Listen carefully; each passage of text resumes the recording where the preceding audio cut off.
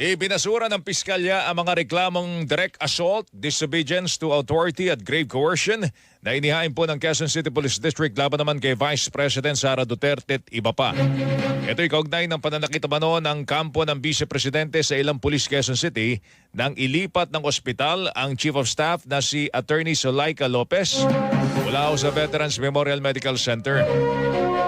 Sa desisyon po ng QC Prosecutor's Office, sinabing sumobra ang complainant na si Police Lieutenant Colonel Van Jason Villamor sa pag-discharge ng kanyang kapangyarihan.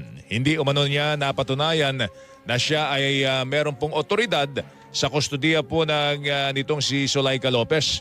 Makatwiran din umano ang paninigaw at pagtulak ng mga akusado batay po sa mga ebidensyang nakita ng mga prosecutor.